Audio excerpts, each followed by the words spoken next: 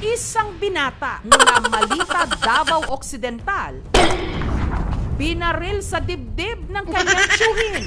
Pero ang isang bala nagdulot ng 9 na tama sa kanyang katawan. At nakagugulat na hindi ito tumagos sa kanyang dibdib.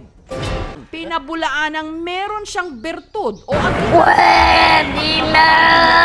di umano, merong pinainom sa kanya ang kanyang lolo noon na posible raw nagbigay sa kanya ng kakaibang lakas. Isang klase raw ito ng herbal oil mula sa iba't ibang klase ng mga halamang gamot.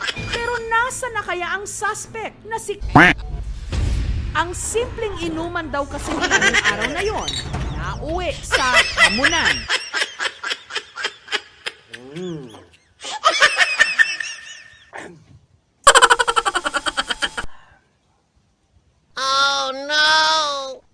Ayon kay Carding, di umano, doon lang daw niya kinuha ang kanyang surit-surit.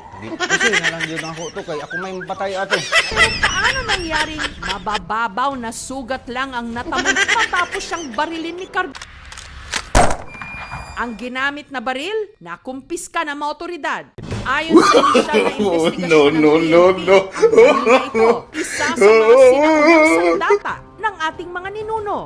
Nakipagsabayan sa mga rifle ng mga banyaga. Pero makeshift, armas na gawa lang sa bakal at kahoy. Idagdag pa na ang ginamit na bala ng surit-surit, mahinang klase raw talaga. Kaya hindi ito tumagos sa balat. Ang bala na ginamit niya is gawa lang din niya. Ang ginamit ng pulbura mismo na nasa posporo. Yung splinter na ginamit, yung malaking baterya, yung dry cell. Kasi ang baril na yun ay intended for panghuli niya ng manok or panghuli niya ng ibon.